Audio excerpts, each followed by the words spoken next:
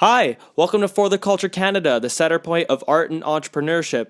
Now, before we get into today's episode, I just wanted to let you know to follow us on all of our social media at For the Culture Canada and all of the major streaming platforms at For the Culture Canada podcast. Today, I have a person that I've always thought was very intriguing. I would see this character at various shows that I've gone to, punk concerts, and other various types of local venues. He's a videographer, a photographer. He has a company that he works under. He also has a dubstep duo, which I didn't actually know about, and also a clothing brand. I'm going to get into that a little later. Today, I'm featuring Matthew Bermatoff, otherwise known as 4lienMatt. Thank you for joining the show, man. Thank you for having me. I'm very, very, very excited to sit down and answer and explore any questions that you have. And yes, I do have a clothing brand, and DJ duo is indeed correct. Yeah, I was doing a little bit of research of you, of course, before the thing happened, and it just sort of like made me have more questions. That's kind of what it's supposed to do, obviously. Oh, perfect. The real question is, how far did you go? Basically what was sort of like connected to your social media, right? Just sort of like everything that was... All the links that you provided is the things that I clicked, and I dug into it. I clicked the links that were in those links, and I just sort of went through my way. But first of all, before we get into everything, I want to know, what's your background? Like, where did you grow up? Where did you graduate from? And so on and so on. Perfect. Okay, so I'm born and raised from Kelowna. I went through Kelowna Christian School for all 14 years of my schooling. I did two extra years of preschool because of some personal things, and I guess to jump straight into it, how I became who I am as of right now goes all the way back, actually. So I'm 23 right now, and everything that I started doing started off around when I was 13, and so this was around when YouTube was just coming to be like a thing, to becoming popular.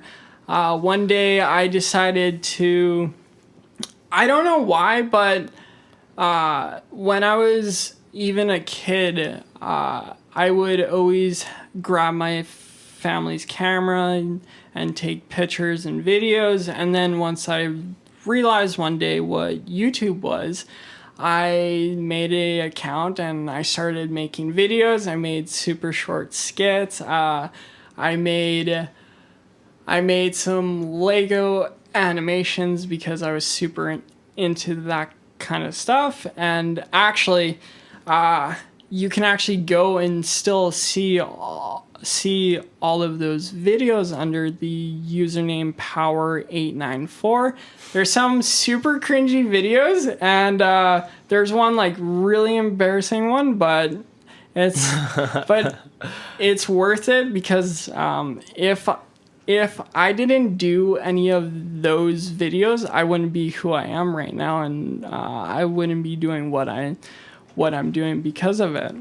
There you go. That's all in the process of growing up, though. Like, everybody growing up has uploaded something cringy or embarrassing. So welcome to being human, Matt. Oh, thank you. But the fact that I haven't deleted the videos or tried to take them off is something that I feel like most people try to do because they don't want anyone to see where they started from. Yeah. But it's worth it. Yeah, 100%. Yeah, exactly. Absolutely. And, okay, so the thing that I really know about you is that you really like hardcore music, right? How did you transition from being a kid that was so into video into liking hardcore music and then eventually filming hardcore music? It would actually have to go back to when I was... This is really funny because when I was in high school, so I wasn't allowed to listen to any kind of like screamo or metal when I was a kid, and my parents would actually tell me to turn off the soundtrack to Tony Hawk's Pro Skater 4 because it had the AC/DC song TNT on it. Wow. And they consider that as screamo music. So, wow. So I was probably, I don't know, 7 when I started playing those games. So from 7 to 16, I wasn't into screamo or like hardcore music at all. And then one day around the age of like 16, I was like, you know what? I want to start listening to like more like screamo music. And so I searched on YouTube, or no, I started listening to Metallica on YouTube. And so I was like, this is cool. But it was also around the time that I was really into like electronic music. And so I went on YouTube and I typed in top 10 screamo electronic bands, and it gave me this list of just a bunch of like emo phase music. And so one of the bands was Blood on the Dance Floor. Oh my God. Yeah. And the thing is, I was super into those guys for some odd reason. And this is one of the cringy come up stories, is that probably for like close to 2 years, I would have them on repeat constantly. Oh, go ahead. No, go ahead. I showed my mom them, and she's like, wow, these guys are kind of cool. And I showed my friends, and they questioned my sanity with life because they're like, Matt, you do know those are 2 guys. I'm like, oh, well, that's news to me. Wow. Yeah, and then so I went to, and then for my grad class, everyone was super into like old school metal, so like Led Zeppelin, Metallica, Kiss, and I wasn't super into that kind of stuff. And but it wasn't until I moved to LA for a couple of years, and what? Yeah. What the hell? What grade were you in? This was after I graduated high school. Oh, okay. I went to LA for a couple of years. And I actually started meeting guys that were in a hardcore band. And so my first show was in 2013 it would have been 2013. And so I went there because my friends were like, hey, we're playing a show. Don't know if you're into this kind of music, but like come out and see us play. And I was like, oh, sick. My friends, they're in a band. And at that time, I knew no one in a hardcore band. So my first show was I saw them open for Gideon, and the whole time that Gideon was playing and like the other opening bands, I was standing behind their merch table and looking at everything that's going on with people mic grabbing, people moshing, circle pits. I was like, this is weird. I don't know why people like it. I'm scared. And then my friend got into the mosh pit, gets hit in the head, and he's like, guys, I think I have to go to the hospital. And then at that moment, I stood there. I was like, well, I'm never getting into this kind of music. This is weird. And then fast forward, once I so after I was done down in LA, I came back, and my friend Dan was like, hey, Matt, there's a show going on in October. You should come out. And then I was like, oh, this is sick. And so I went to it, and it just so happened to be the Putrid Brew record release show. Oh, shit. Yeah. And so, and it was kind of in that like weird transition, because I was kind of super into pop punk music, and I was like super invested in like dubstep and trance. So I was like, this is cool, but I don't know what's really going on still at that point. And then after I went to that show, I started going to more and more shows, and then my friend Dan was like, hey, check this band out, check that band out. And then as time went on, I started realizing the same energy that was in dubstep was kind of in hardcore. And then I started realizing about the culture and like the history behind it, that it was something that was super cool, and how no matter where you come from, you're accepted in some way. And I thought that was really cool. And then I'm wearing a Snapcase shirt, which is actually one of my top 5 favorite 90s hardcore bands, and definitely like an influence when it comes to writing music. Yeah, why do you like Snapcase so much?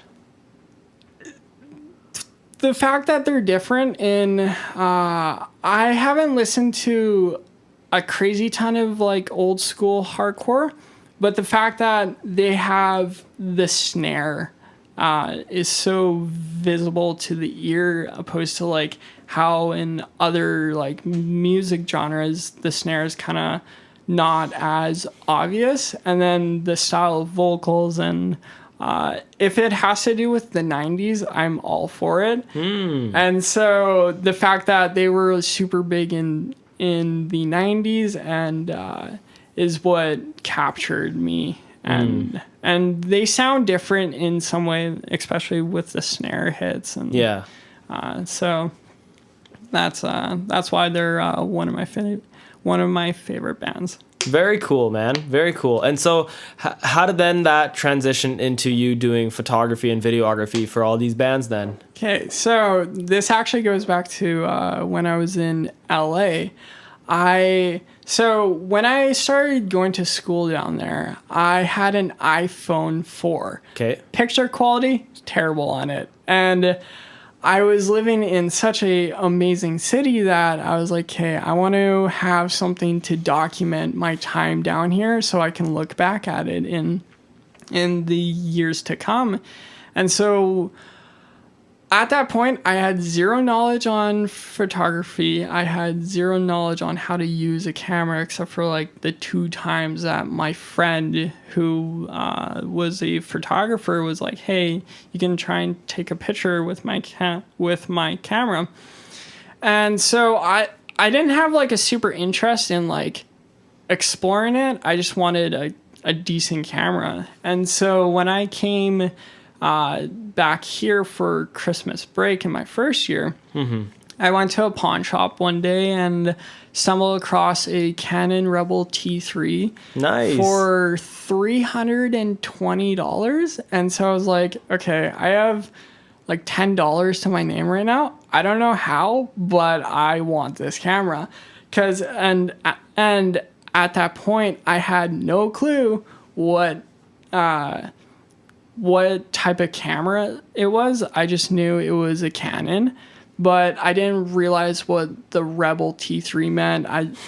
It just looked professional, so I was like, it must be professional. Yeah. And so I went back home, or I went to my parents' place. I was like, hey, I saw this camera. How can you guys help me get it? I have like $10. I can help pay for it. And they're like, oh, we forgot to give you some birthday money. And I think and then I got like a good sized chunk of cash for Christmas that it just so happened to add up to the amount of money for the camera. So I called the pawn shop. I was like, hey, I saw this camera. Can you guys hold it for me? Now, I didn't tell them my name. And so when I went down to the pawn shop, there was another guy that was looking at the same camera, and if I got there like a minute or even 10 seconds later, it would have been gone, because the employee was like, oh, did you call for this camera? And the guy that he was helping out was like, no. And then and because I was there at the right time, I was like, oh, I was the one that called in. And they're like, okay, well, we can ring you through. And so I got the camera out of like pure luck. Wow. Yeah. And then it didn't come with a charger, so I had to wait until I got back to LA to use my friend's charger. Right. Was it a body only, or was it the lens as well? It had a lens. Which one? Stock lens. Which one was Oh, no. Which stock lens? No, it came with a 15 millimeter. Oh, 50 millimeter? Yeah. Oh, okay. All right. So when I got it, I was like, how do I zoom in with this? That's the trick. Yeah. You can't. Exactly. I realized that after probably 2 weeks. Or no, I realized that probably after like the first time really messing with it. Yeah. And coming back to having zero knowledge of photography, I didn't realize how good of a lens that was. Oh, yeah. Oh my God, Yeah. yes. Until I started using it, I was like, all right. And then I started taking pictures. I was like, all right, okay. I mean, I can't zoom in and out, but it can take really cool close-up pictures. It's also it's probably the best lens you could use for portraits. Yeah, and that's what I realized too with taking a couple of pictures of friends and just I love taking pictures of buildings with it because it captured it so crisply. Yeah, that's the beauty of prime lenses. They don't degrade the quality at all. Yeah. So that's very, very cool, man. Okay, and so, by the way, Yes. just because I'm a gearhead and I really like technology and the process of learning it, how soon did you get into shooting manual modes? Or have you not gotten into that yet?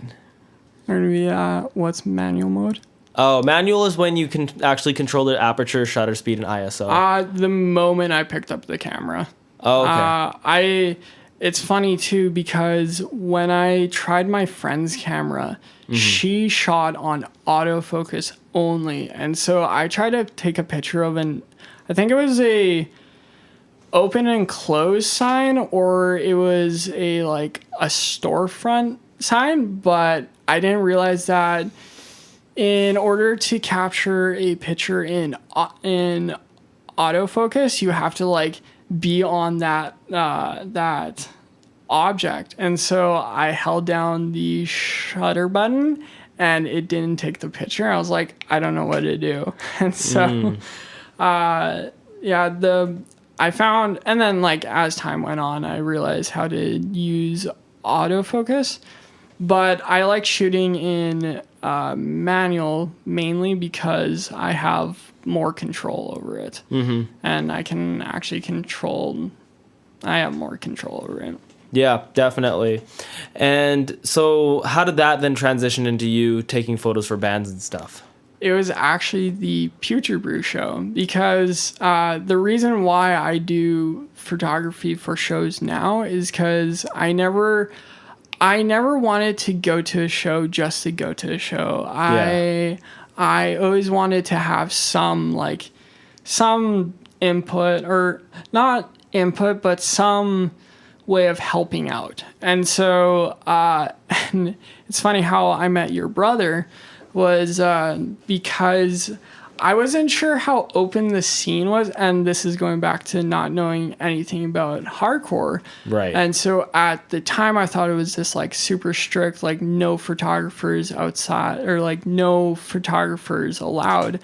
And so I asked my friend Dan, I was like, hey, do you think it would be okay if I brought my camera in? And he's like, I don't know, but message this guy.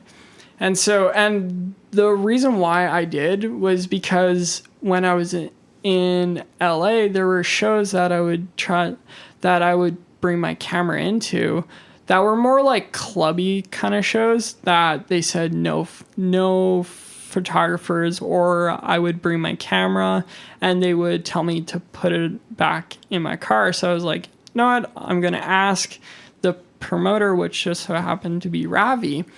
And then he sent me a message a couple of hours later saying, yeah, dude, we love those type of people. Please come and do what you want.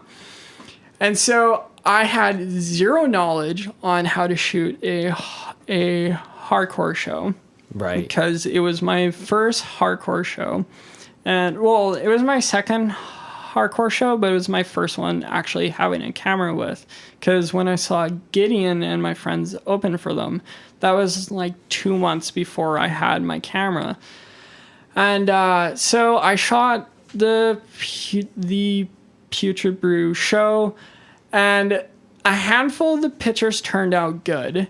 And majority of them were okay, but I didn't post majority of them. But there is one picture that I did take that I keep on looking back at it, because every time I do, I notice someone that I know now, but that I didn't at the time that was in that picture. Oh, yeah. And so it was kind of like foreshadowing into what the future was going to hold, because now at the time in 2015 I didn't know anyone in that picture, but fast forward 2.5 years later, I now know majority of them. Okay, very cool. Yeah. And when it came to you starting off your own sort of thing, you started doing this a lot more consistently then at that point forward. When I shot that show in 2015, I had no intentions to continue it. I just wanted a way to explore photography, because after I moved back from LA, I wanted to continue doing it because it was interesting. And after doing it for a year and a half at that point, I was getting better at it. And so it just so happened that I got into concert photography. And then after I posted the album onto Facebook, I was like, hey, if anyone needs a photographer at your show, let me know. And like a day later, I get this other band saying like, hey, we're doing a show at Flashbacks. Come through and take as many pictures as you want. And so I shot one of like the very last shows at Flashbacks. And so those pictures didn't really turn out the best. They're a good example of to show people what kind of pictures I was taking before to what I am now. Because I get it all the time where people are like, how do you take such great pictures? Like, what are you doing to get these styles? And then they're like, I wish I could take your pictures, but mine are looking like garbage. And I'm like, hey, look at what I took 2.5 almost 3 years ago, and they're to my standards now terrible, because if you look at what I take now, it's out of the park, because I would never expect to be as good as I am right now. Yeah. Definitely. Okay, cool. So then you started to do it a lot more consistently. Yeah. And then at what point was Wolf Shock then something that you wanted to just, was that something brewing in the background? Or is that something that you just sort of like woke up to and thought, oh, I want to try this. I want to try getting paid for what I do. Yeah. So Wolf Shock is actually a funny story. If you look at the logo closely, it resembles the Playboy logo a bit. And so that's why there's a bow tie, and it's kind of in the shape of a bunny, because Wolf Shock was originally going to be called Wolf Boy, because I was actually going to make it into a fashion blog, because I was super into like Tumblr and Pinterest, and so there's fashion all the time on there. And I applied to like be a fashion blogger on a couple of sites, but then I got turned down. And so I was like, no, what? Screw it. I'll just start my own. And so December of 2015, or no, yeah, it would have been, yeah, December of 2015, I made this logo that is now the Wolf Shock logo. And so, but I didn't use it until April, May, June time, because I kind of lost the interest of starting a fashion blog, because it was still a passion, but it wasn't like the first passion that I wanted to like drive upon. Right. But then how Wolfshock started was around May when Jesse Hannenber, sorry if I butchered the last name. Hannebauer. Yeah. He messaged me and he was like, hey, have you thought about doing live sets? And I was like, I mean, it's been in like the thought process, but I never actually like pushed towards it until he asked me. And so I was like, hey, if one person wants it, why wouldn't another person want it, or a group of people? Right. And so, and then at the time, my main channel, 4lienMatt, had a copyright strike on it. Really? Yeah. What was it? It was for posting a video that I used the Kanye West song Power in it. Oh. And I posted that video in like 2015. No, like 2014. And then 2 years later, I get a email from YouTube saying, we took down this video for using this song for this reason. You now have one copyright or one strike on your channel. If you get 2 more, your channel is terminated. So my punishment, I guess, was I couldn't post videos that were longer than 15 minutes. And so I was like, okay, well, majority of sets are longer than 15 minutes. How can I still post sets, but not on my channel? And then probably for like 2 weeks, I'm like trying to think of something. Do I want to make another channel called Alien X Concerts? And that's where I just post like all my concert stuff. Mm-hmm. But then I was like, wait, I have this logo on my computer. Why don't I use that and then start making it into something where I post music related things? And so I didn't want to use the name Wolf Boy because that for me sounded pretty lame. And so I was like, okay, what can I use to have the name Wolf in it, but still sounds super cool? And so where the word shock came into was in high school, my friend and I, who I was actually going to start DJing with, I brought up the idea of us making our own like podcast for underground music. And so it was going to be based around solely on like dubstep, trance, and like anything that had to do with electronic music. Right. And so I wanted that podcast, or at the time we called it a radio station, but it would have been a podcast. I wanted that name to have the word shock in it. So it was like electroshock something. And then I was like, and then we just kind of stopped talking. We both graduated high school, and then we just kind of stopped talking about it. And so I was like, let's put Wolf and let's put Shock together and call it Wolf Shock. And then where the entertainment side comes into it, it was because so in high school, whenever I would come up with like a business name or a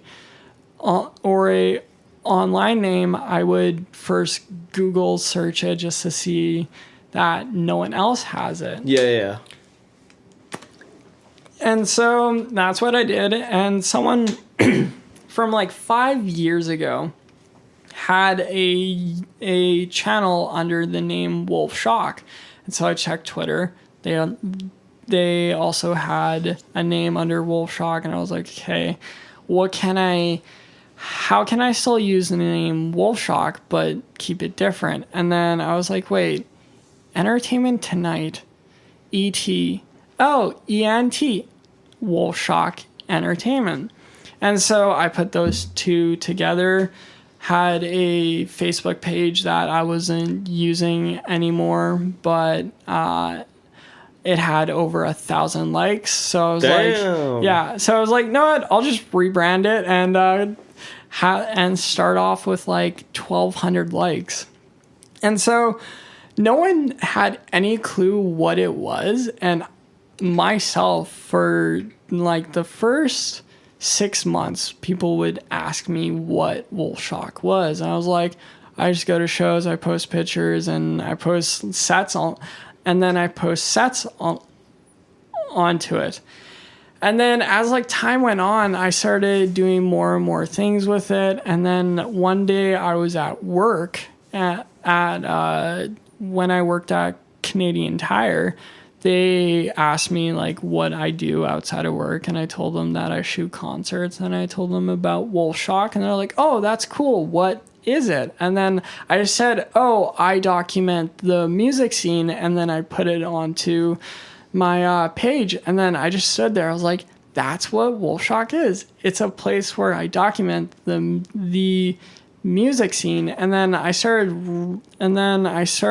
realizing how much shows I actually go to and how no one was really doing what I was doing. Yeah. And then I just realized that even though there's like, I've seen about 5 or 6 other photographers in Kelowna that go to shows, but they don't go the miles that I go to. Yeah. So that was also where I was like, I don't want to sound cocky about it, but I'm the one that's documenting the music scene. And then I based it around MTV from the 90s a ton. And so I was like, how can I just not make it just a place where I post sets? And that's where I started coming up with like the podcast where I ran it for I think 3-4 months, where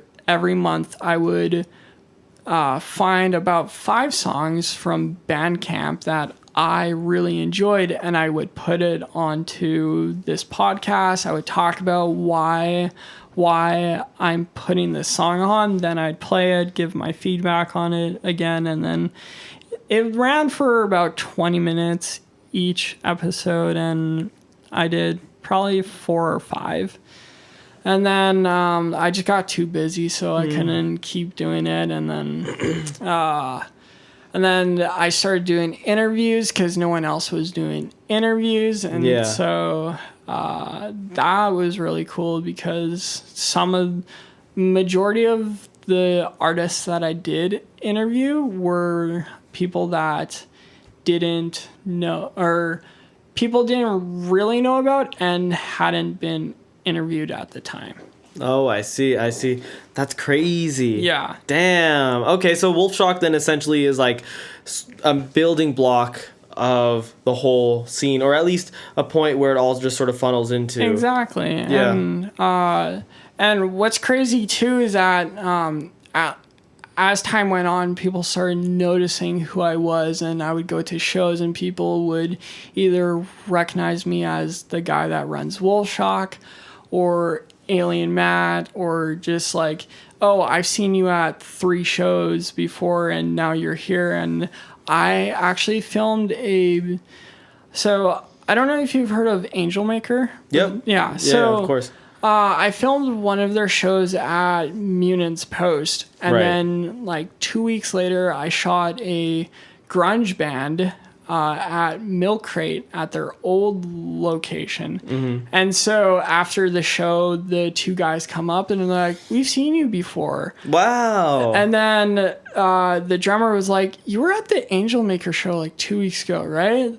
And I was like, "Yeah." And then they saw my pictures. And so the fact that they didn't know who I actually was, but they knew that I was the guy that ran Wolfshock. Yeah. They were like, "Oh, we saw those pictures. They turned out killer. So we know our pictures are going to turn out killer." Hell yeah. And so I was like, dang, that's crazy, because everyone creates a platform and they expect it to blow up and they expect it to become something. But when it actually does become something, they're like, for me, I was lost in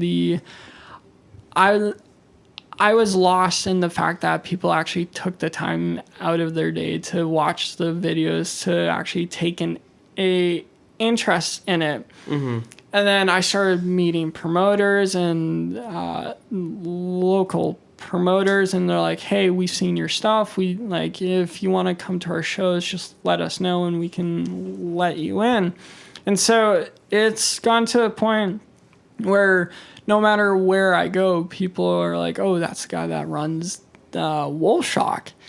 And so I've filmed bands that who've played in basements, but then 3 weeks later they're playing some big fest. Like the one band that I keep on thinking back to is Safe and Sound from Seattle. Right. And I've filmed them playing basement shows, but this weekend, I think it is, they're playing This Is Hardcore. When I first shot them, like 6 months later, they played Rainfest, and Wow. they were playing in front of hundreds of people. But then when they played in Vernon, they were playing for like 50 people. And so I was like, hey, this is really cool. I've documented bands that are fine with playing for 50 people or 100 people. Yeah. And that's the coolest thing about it, because they love doing it for the sake of doing it. Exactly. Mm-hmm. And then I'm actually working on a new project too that is going to be like a step up from Wolfshock. Okay. And so I haven't talked about it, and I was actually waiting for this podcast. Thank you. to talk about it. And like, I've told a couple of people about it, and I've been planning it for the last like 6-7 months. And Wow. it's going to be called the Vortex Room. Okay. And it's going to be a spot on to what Wolfshock was.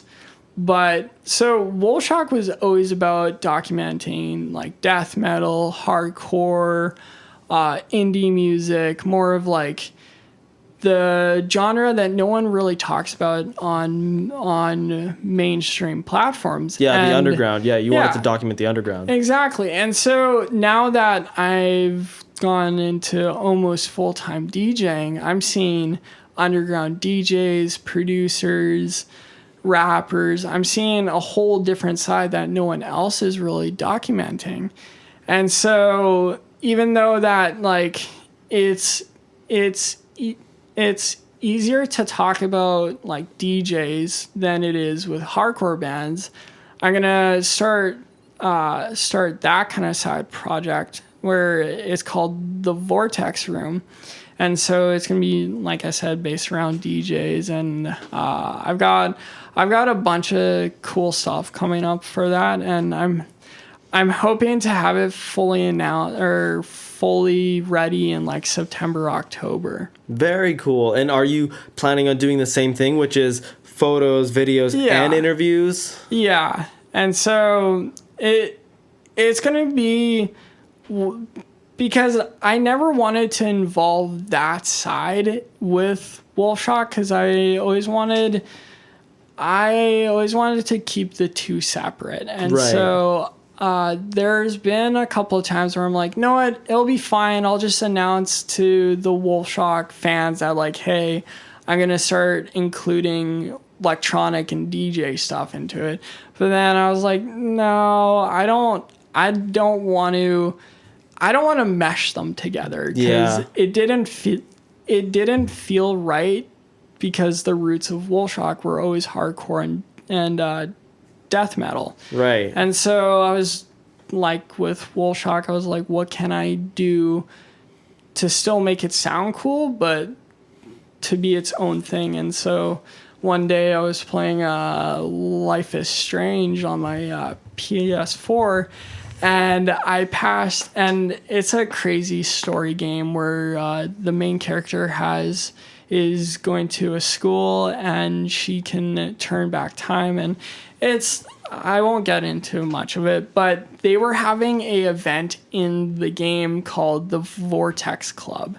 And I was like, that's a really cool name. Yeah. And so, I'm also gonna host events and do like YouTube spotlights for DJs where they can do like a 30-minute set of their own style of music. Yeah. And so there's this thing called the Boiler Room in the UK where it takes DJs and puts them into a club setting and they can play for an hour of their own style of music.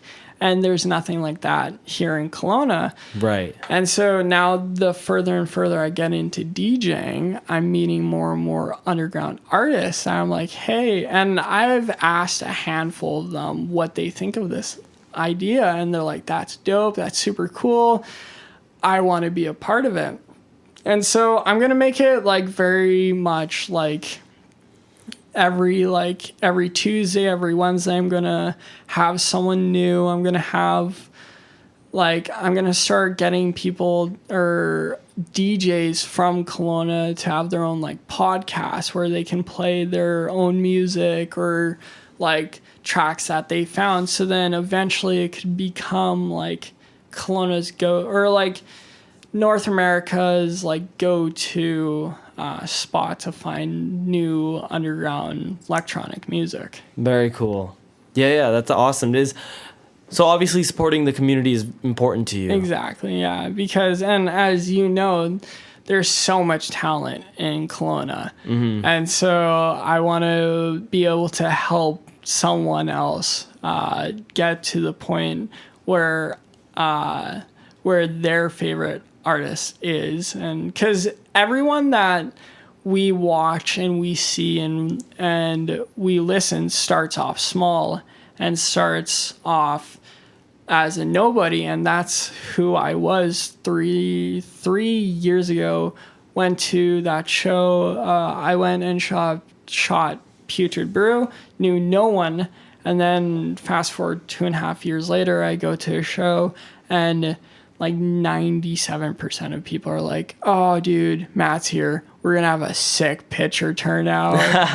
And like and it's been happening for the last 1.5 years where after a show I get 3-4 messages from people and they're like, when are the pictures coming up? When are they? Like, I want to see them. The show that happened on Sunday, I got probably 3-4 messages saying like, hey dude, can I see the pictures?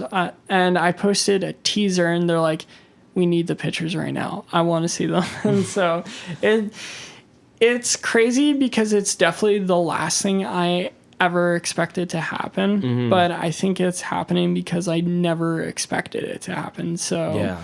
I didn't have a plan after I shot that show in 2015 where I was like, okay, this is the show that's going to make me big. I'm going to shoot it and I'm going to become known as the like photographer for the scene. It just happened one day where I went to more and more shows. I would go to 2-3 shows a week, work a 9 to 5, and then go to 2-3 more shows. And then people were like, why do you do this? How do you do it? Yeah. And now I tell people I'm at this point because I went to those 2-3 shows a week. I was that crazy guy that shot bands that maybe played one show and called it quits, or they played their first show and now they're this super massive band like Apollyon. I shot their third show in 2015 and now they're one of the biggest black metal bands in Kelowna, and people are pumped whenever they play. Mm-hmm. They just played their they've been playing AMF for 3 years, I think now. Okay. And this summer they just played main stage. And so, damn. Yeah. Wow, good for them. So it's crazy because the first show I shot of theirs was in a shoebox venue in Vernon that's no longer there, and they sounded completely different. And now 2.5 years later, they're what I can think they're at their like where they want to be in sounding, and the fact that they got to play main stage is like, I saw those guys play for like 20 people and now they're playing for 100 people. Hell yeah. That's so sick. Okay. So I wanted to then get into, since you're obviously going to be, you're obviously very busy with Wolfshock. Yeah. How do you find time to then do scoped exposure? And I wanted to get into scoped exposure because it's not just you. No. There's 4 other people besides you. So there's Spencer Price. Yep. That does the Spicy video. Spence. That does the video and editing. There's Cole Hadley, who does the photography. Yeah. Carissa Lay, who also does photography. And then Liam, I couldn't find his last name, who does the recording and mixing of the audio live. And so, first of all, with all this Wolfshock stuff and scoped exposure stuff, are you getting paid for this? Or is this something that you all just do for free for the fun of it? We get paid here and there, but it's mainly we do it because we see that it needs to be done, and no one else is doing it, and no one else is crazy enough to do it. And so, go ahead. I was just gonna say, so then why not just sort of advertise it so in a way that makes it so people can hire you to get your photos done. I'll actually jump into that too. And I have a crazy theory behind that, is because everyone wants to, and this is what I've learned in the last 3 years that I've actually been like super invested in this, is that everyone wants to, and it's happened a ton with me and DJing and doing producing, is that everyone wants to become big, but no one wants to support that person that wants to make it big. And so no one wants to pay the $5 to make the cover art because they see it as like, oh, we're homies, so if you do this for me, the exposure from that is gonna get someone else to pay you. And so it's very hard to get paid for doing creative content because people that don't understand the time that it takes to make it is longer than a 3-minute video. Because I think that some people that don't know how to edit videos or don't like know what the time it takes, they see that a 3-minute video takes 3 minutes to make. But in all reality, a 3-minute video for me takes about 4 hours to make, just because I want to take time. I want to edit it so it looks good, so people can go back to it and actually see that it took time. For the people that actually do know how to edit videos can say like, oh, that person spent more than 3 minutes on it. Mm-hmm. And so, and when you start something new, not a lot of people understand the impact on it. And like I read a couple of years ago a Nike like biograph on how it like became what it is, or like how the brand became as big as it is now. And the person that designed the logo designed it for like $18, and now it's worth a couple $billion. I could be wrong, but it's worth like a crazy amount of money. You see that? Was that a Vox video that you watched? Yeah. Yeah, I saw that one. It's a great video. Yeah, and so no one realizes how big of an impact a idea is, because majority of people don't see the impact that it could happen. Like Apple, for example, it started off in a garage. No one expected for it to be as big as it is now. And so I think majority of people don't want to invest in something that's new, because they don't realize how big of an impact it's actually going to have. But Wolfshock isn't new, though. You've been doing it for the last couple of years, though. Wolfshock it was also crazy because I've been editing videos, or I've been filming. I've been a videographer about 4 years now, I think it is. but I never took it as like, oh, this could turn into a career. So I think at times I find it awkward asking to get paid because I don't want to sound like I'm needy or something. But then as time goes on, I'm starting to realize that people are going to take you a little more seriously if you ask to get paid, because then they see that you find worth in your product.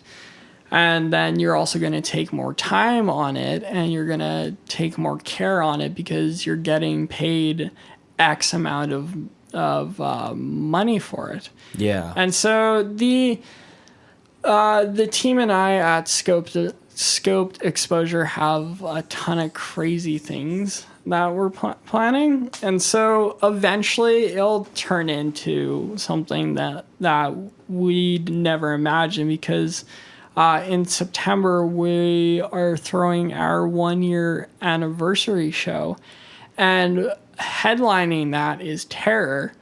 And so none of us ever expected to be doing a show that big, because we're doing 2 dates, and it's in Calgary and Edmonton. And those are the only 2 dates that Terror's playing. Right. And it's not like they're doing like a North American tour or a Western Canada tour. They're playing 2 shows for us. Wow. And so because Scope's only been around for a year, we're all still trying to get like what's happening and like, oh, this is real. And so eventually it'll become all of our full-time jobs. It's just in the moment kind of thing. Right. Okay. So let's start off with, how did Scoped Exposure start? Whose idea was it? How did it get you all 5 together to say, let's make some videos and photos for the scene? 2 reasons: Wolfshock Entertainment and Hate56. So I didn't know Spencer 3 years ago, but I did know him by his content that he was putting out on YouTube, Instagram. And so it was around 2016 when at the time what I thought was the first Western Hardcore Fest in Calgary. And so I was planning on going to that, but financial and life events happened that I wasn't able to make it. But I did ask, like, hey, can I film this show? And then one of the promoters was like, oh, we've picked out our videographer and we're just sticking to one person. So I was like, okay, that's fair enough. And then later on I found out it was Spencer. And so I was like, oh, that's cool that there's someone else that's shooting those videos. And then I started watching his content. I started posting more content on Wolfshock. I started sharing that content onto more hardcore pages. One of them happening to be the Calgary hardcore page. And so what I didn't know is that he started like noticing like, oh, there's someone in BC that's also a videographer and that's shooting hardcore shows. And so he didn't approach me right away. But one day I was at work or something, and my phone puts up a pop-up and says Spencer Price likes 4lienMatt. I was like, okay, because at the time I would post my sets on my fan page and then share it from there. And so I was like, okay, that he likes it. And then all of a sudden I get a friend request. I was like, okay, I know who he is. Why? Like, this is kind of cool. And so I of course accepted because I was like, okay, maybe he wants to talk about something. And so this was last year around. It was around April, May. And so we started talking, and then we started telling each other what we do. And then I think I asked him, I was like, hey, you're the guy that shot the fest last year, right? He's like, yeah. And so I told him how I wanted to shoot that fest, but they said that he was the one that was shooting it. And then he's like, actually, that's what I wanted to talk to you about. Really? Yeah. And so I was like, hey, this is cool. And so we started talking. He's like, yeah, what do you think of coming down to Calgary for this year's fest? And then I think I replied to him saying like, oh, I would love to, but they said that I couldn't film last year. He's like, what if I told you I would be the one in charge and you'd be okay to film it? And I was like, yeah, I'm down for it. And at the time that was my first fest that I went to and also shot. And so as the weeks went on before the fest, he's like, hey, so I know you run Wolf Shock, but what do you think about us making our own page? And I was like, oh, go on, I'm interested. And he starts talking about Hey 56 and talking about how he wants to create his own channel, but he wants to not just make it one person. And so I was like, okay, go on. And then he starts mentioning Cole, because he's like, it'd be really cool if we got like a photographer onto the team, because we don't want just two videographers, because we want someone to have pictures on the channel or for our social media. Yeah, on your page. Yeah, and so I was like, and what's crazy too is I kind of knew who Cole was too, so I was like, okay, I've been following these two guys for a couple of months, and now I'm doing what every parent tells every kid not to do, and talk to strangers that you meet online. But I was like, they seem cool. They seem nice. They're from Canada, so why not? And so we started talking, and we all start realizing that like, hey, we want to do this, so let's start throwing out ideas on like what we want to name it. And so we started like, we probably suggested, I don't know, like 50 names. And then I forget who came up with scope to like the actual name, but I think I suggested something like, since we're capturing like the bands, why don't we like mention like Scoped? And then it was either Cole and Spencer. Cole or Spencer was like, since we're exposing bands, why don't we just say expose? And then we put Scoped Exposure together, and we're like, okay, we like this name. And so I drove down to Calgary on my own, and at the time we FaceTimed like once or twice, and so I didn't really know much about these guys, but Cole was like, hey, you can stay at my place if you want. So I was like, sick. Yo, that's so dope. Yeah, and so I was like, all right, this is sick. I'm staying over at a now friend's place that I met over the internet. And so and Cole and Spencer, I don't think really knew each other either. So it was just like three dudes that had the same vision, got together out of the randomness, and we stayed over at Cole's house, actually, both Spencer and I, because Spencer was living in Winnipeg at the time. Yeah. And so we all stayed, and then we started getting to know each other a bit more, and then we went, shot the fest. We all had a great time because we actually were doing what we were talking about, and I was excited because I got to actually travel and see a bunch of bands that I was like super into. Yeah. And I got to be on stage with them. Yo. And so like a couple of months before I went to the fest, I got into, at the time, the band Trust Issues, which they're now named Dying Wish. And so when I found out they were playing that fest, I was like, I gotta see a band that I've been following for a couple of months now, and I gotta see them on stage.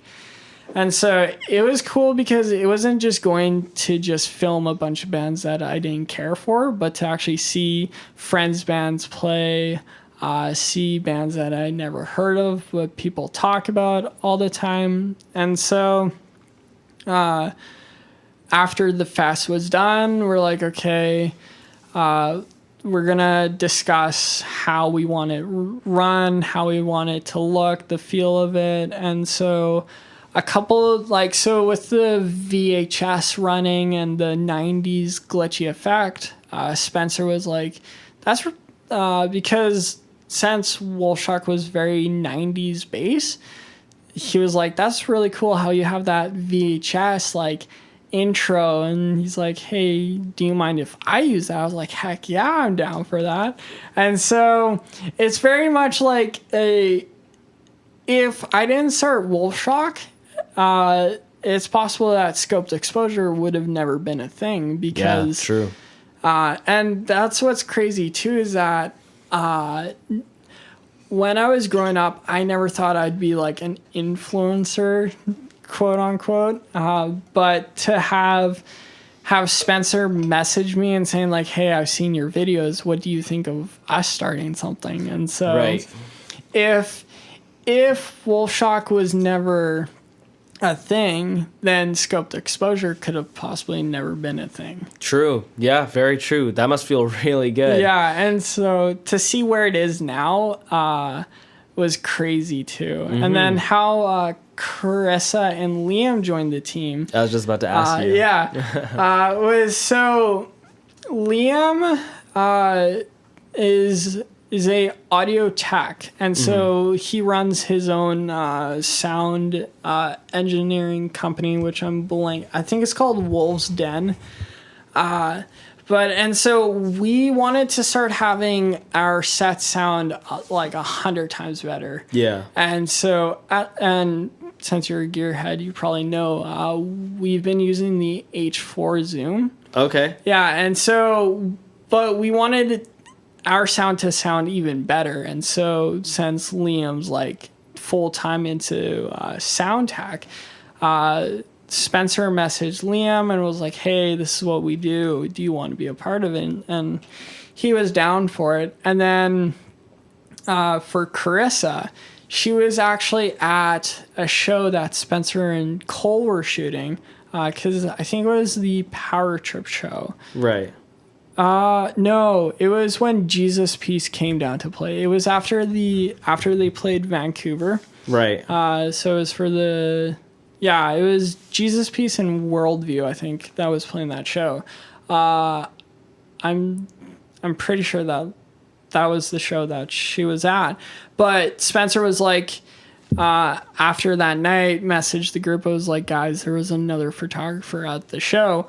I'm going to see if she wants to get involved. And so Spencer and her had a sit-down convo, and they started talking, and she was down for the idea. And so she joined the team. And so what started off as 3 people, what started off as 2 people, then turned into 3 people, then now is 5 people is crazy, because a year ago, I never expected Scope to get as big as it is now. And the fact that we're putting on a 1-year anniversary show and having Terror headline is something I never expected, and I don't think any of the other team members expected. Well, that's big. Yeah. You guys did that yourself. We did. Yeah. That's we have... You have other sponsors, though. I did see that on your poster. Yeah. Which is a big shout out to DPK and Grade 5 Promotions and like a couple other and then I think there's another MGR, I think, is also helping us too. Right. So there's and then Cousin of Death, I think, is also on that too. Yeah. It's just the fact that there's all those promotion companies that are supporting scoped exposure is just like, I'm sitting down sometimes. I'm like, I helped make this, and I was the one that designed the logo as well. And so seeing it on that poster and seeing it being shared is like, I was a part of something that I never thought I'd ever be able to do. Yeah. That's awesome. That's exactly what I love hearing. I like it when people start to make things for themselves like that. They make sort of the change happen and be a part of what they want to do. And that's sort of what your mission was from the beginning. Exactly. It was to always expose bands that no one's ever heard of. And there's been a couple of times where people are like, I was looking on your podcast or I was looking on your page and I noticed a band that I'd never heard of before. And then there's been like every once in a while I'll get a comment from like, so I've shot Mad Child and also Hobson. Really? Yeah. And so there was a promo video I made for Mad Child for one of the promotions company, and one of the comments was, come to Nashville or something. I was like, he's never going to see that. But it's cool that they're taking the time to like watch the promo video and then comment on it thinking that he's going to see it, but he's never going to see it. You don't know that. Yeah, that's true. Because I just had Ben Stunned Music, talk to me last week or so, and he was telling me how he made a remix of one of... that's right. Whose song was it? I listened to the interview. It was, too. Anyway, he made it for this really, really famous artist. I don't remember what his name was. Such a popular name. Can't believe I can't remember right now. Same here. But yeah, no, he made a remix of one of this famous person's song, and the famous person reached out to him 2 days before Ben and I sat down for our interview. That's right. So I get it. Yeah, it's possible. So it's totally possible, man. It's like crazier things have happened for sure. Exactly. I mean, even the fact that Spencer approached me was crazy enough to start something that is now... I go to shows here in Kelowna, and people like the show that just happened on Sunday. I was wearing our Scoped Exposure shirt, and some guy was like, "Oh, dude, you're from Scope. That's so sick. I watched a bunch of your videos. You're like, hey, 5'6". Like, are you from Calgary?" I'm like, "No, I'm from here." So I get some people that think I'm from Calgary or Vancouver, but they don't realize that I'm from Kelowna, and they're like, "You do all this traveling?" And I'm like, "Yeah, I mean, it's not that far. Like, Vancouver is only 4 hours away. Yeah. So to travel there is not really an issue. It's not a big deal. No, and so, like, 2 weeks ago, I went down for a show because one of the bands was opening that I've been wanting to check out for so long. I was like, they're 4 hours away. And the team and I on Scope wanted Culminate on our channel. So I was like, I'm down to make the drive. And so it's definitely cool to see that people in Kelowna are actually like taking a notice of it. Hell yeah. I think that's awesome. I think it's definitely something that a lot of people will look up to and strive for themselves, which is very cool. You are turning into an influencer. Which is what I want. And so, like, also, as time goes on, Wolfshock's going to be, like, taking, like, a step back, too. Yeah, because Scoped is, like, a big project for you. Yeah, Scope, and then also, like, DJing, too. Like, right. In the last year, I've started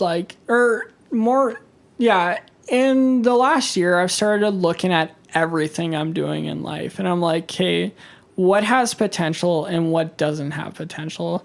And I'm not saying that Wolfshock doesn't have potential, but I'm working on so many other projects that have potential that I want to see grow. And so, of course, it's hard. Well, it's not even as hard as I thought it was going to be to lay down Wolfshock into more of like a more like not as active project, but could come back in 6 months, a year, and say like, hey, we're going to start doing stuff again. But the fact that, like, for example, that we're putting on a 1-year anniversary show for Scoped Exposure is like, okay, there's so much potential in this.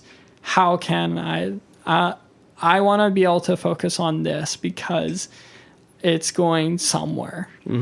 Exactly.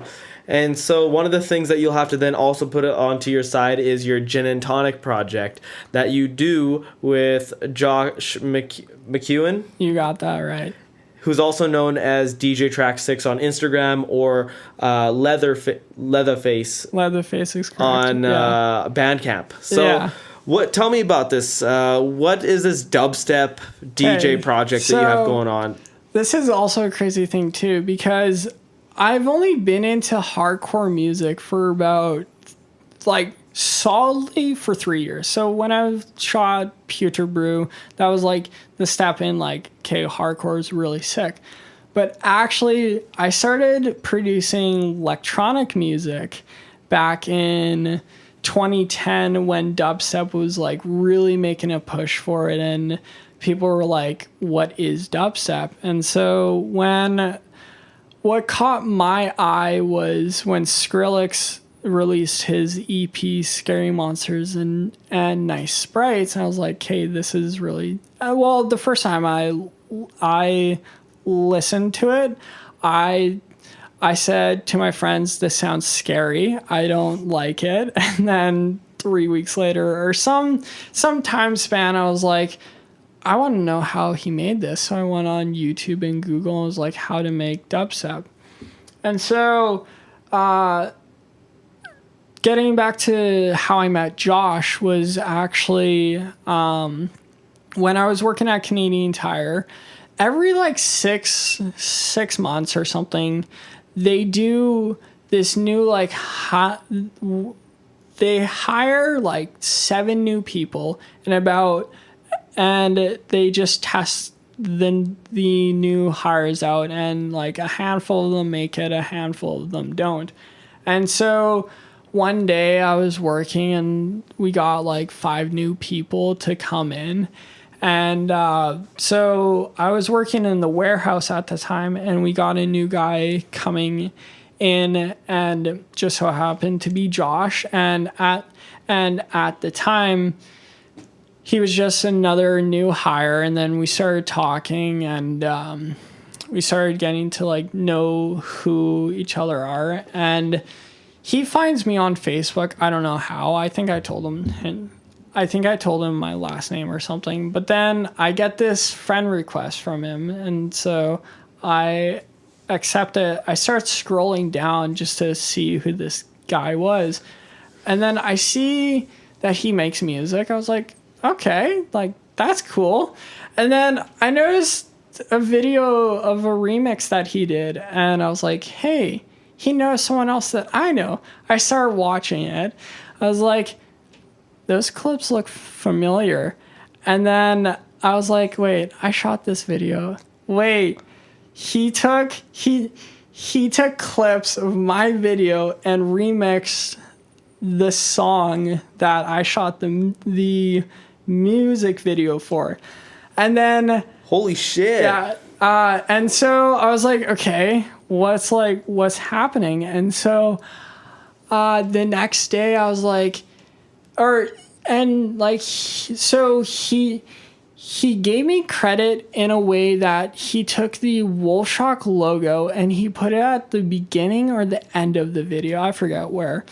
But so the next day we were in our break room, and I was like, hey, so have you heard of Wolfshock Entertainment? He's like, yeah, I'm trying to find the guy that runs that. I was like, I'm the guy that runs that. He's like, no way. That, you're 4lienMatt. I'm like, yeah. Oh my God. He's like, I've been trying to find you for the last 6 months. Where have you been? I was like, I've been here. He's like, no way. And so as the weeks go on, we started talking about music producing, and I told him how I wanted to. So like I was saying, I've been producing music for the last 8 years. And so, but I never wanted, and so at probably a couple months into producing music, I was like, you know what would be sick? DJing would be sick. And so I started looking up videos on how to DJ, And then I realized one thing is that DJs only twist knobs and stand behind a table and twist knobs. And I was like, I don't want to be just a guy that twists knobs. And so I started looking up equipment. I started finding keyboards, drum pads. I was like, drum pads are sick. I have no rhythm. I have no knowledge on music, but drum pads look sick. So I went to Wentworth and I bought a Machine Micro. And so I started messing around with that. And so when I met Josh, I told him that I want to start doing live drum performances. He's like, you're kidding me. I was like, no. And he's like, I've been wanting to do the same thing, but I've been wanting to find someone else that could do that. I was like, well, I'm down to come over anytime that you want. And so we started hanging out outside of work, and he sends me a picture. He's like, I just bought this drum pad. Come by sometime and start messing around with it. And so I started messing around with the drum pad. He started mixing and twisting knobs, and then we realized that like this is a cool concept. We also realized that no one else in Kelowna was doing that. Like the only other guys that I can think of that are a DJ duo are Broken Future. And so and like I don't believe in competition to like a big point, but I was just like, and at the time Broken Future wasn't a thing, so there wasn't any other DJ groups. And so I was like, at some point he's like, hey, I'm doing a gig this Friday, do you want to come out and just see what I do? And I was like, I told him that I was shooting a hip hop show, so I'll come and check it out next time. He's like, okay, fair enough. And then like 2 weeks later, he's like, hey, I'm doing another show. Do you want to come down? I was like, yeah, I'm free. I'll ride with you. And so we go out, and he's like, oh, I have to step out for a second. And so I was like, okay, well, I've like messed around the tables a bit at his place. And so when he went out to do something, I was like, okay, we're in front of, so we would DJ at matches. It's in the casinos downtown. Yeah. And so he would go out and do something, and I'd be like, okay, I have to play music. And then I started like mixing, and he was outside having a smoke break, and he's like, okay, this guy actually knows what he's kind of doing. And then he comes back, he's like, that sounded good. And then we started hanging out, and it was the May long weekend last year. I had a couple of friends from Vancouver come down. I was, because one of them is a hip hop artist, and so I was shooting some promo stuff for him. And we're all at Rose's, and I ordered a gin and tonic, I think. And he's like, hey, so in high school, I wanted to start a DJ group with my friend, but like things fell through, and it happened, but it didn't push forward enough. And so he's like, what do you think of us starting a DJ group? I was like, I'm down for that, because the friend that my friend that I was going to do the podcast radio show with, we were also going to become a DJ group. So essentially it was two guys that randomly met that always wanted to form some kind of group, just one day started working at Canadian Tire. And as time went on, we realized that we had the same vision under it. And so we started like thinking of ideas. I started designing the logo. I started like pushing out the design work, and then we started working on songs. And then we realized that we had two different tastes of styles, but we also wanted to create music that no one's ever heard of. Right. And so just as time went on, we just realized that we both have the same vision, and we want to see where it goes. And so what's crazy too is because before I met him, I was still producing music, but it was very like, I have some free time. I'm just going to mess around with sounds in FL for 6 hours and not even do anything. And then when I met Josh and I told him that I produce music, I was like, I'm just going to start making songs again, or I'm going to start making songs that have the potential of playing in clubs or at fests. And so as time went on, I started sending him stuff and he's like, that's sounding good, but make it better.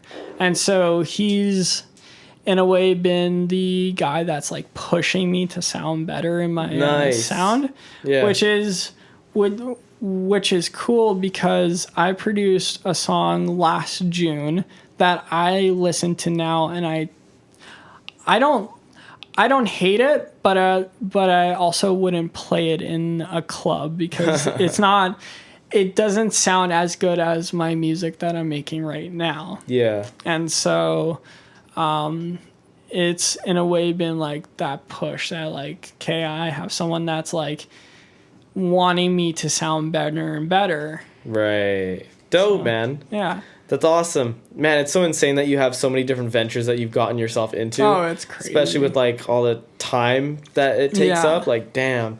And lastly, before we finish up here, what's up with your clothing brand, Kids Plus, what was it? Yeah. Kids Plus Crooks? You got that. Yeah. So, like every other graphics designer in Kelowna, well, that I see, or let's say like every other teenager in Kelowna, they design one sick design and they look at it and they're like, wow, that would look sick on a shirt. And then I just one day was like, and this was like, so before Kids Plus Crooks, I had another clothing brand called Alien Apparel. And so I made like a couple of designs for that and I started like pushing it. And my friends were like, yo, next time I get paid, I'll definitely support it. I'll definitely buy something.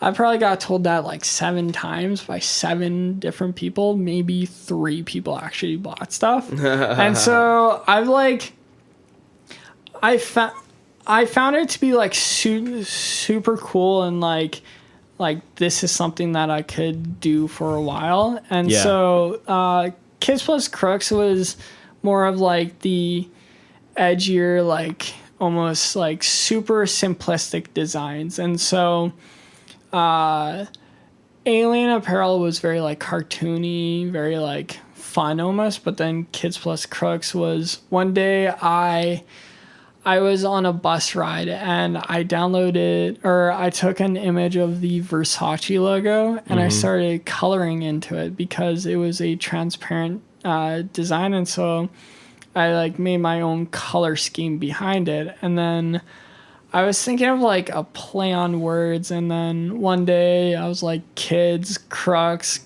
And then I wanted it resembles Crooks and Castles a bit. Yeah. And so that was the inspiration behind it too, was that brand. And so I spelled Crooks with a K because I thought it would be cool and look cool. And so it was just a idea that I had 4 years ago.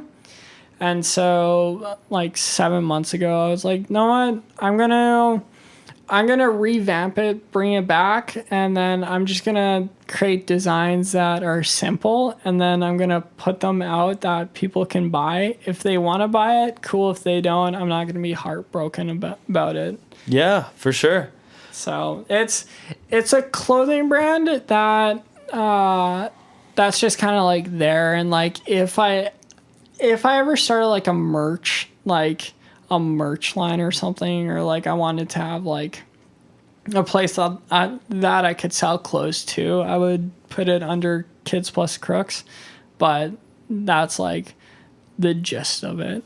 Right. Damn, that's wild. So many different ventures. You're so goddamn busy. And there's like a handful more too. Like I'm trying to start a band too, which Dude, there's honestly so much stuff I could still talk to you about, but that just means we got to get you on another episode. I'm down for it. Yeah, hell yeah. But where can everybody find all your stuff that you're working on? Like, what are your handles? So the easiest right now that I post majority of them on is 4lienMatt, and that's with a 4 and 7A, so 4LIEN, and then Matt with 2 T's. Beautiful. All right, and that's everywhere, like Facebook, Instagram, all that stuff. Instagram, YouTube, and Twitter. And also Scoped Exposure. You got that. Yeah. It's just at Scoped Exposure. Dope. That's very cool. Yeah. Awesome. Well, lastly, did you have any questions that you had for me at all? Anything brief you wanted to ask me?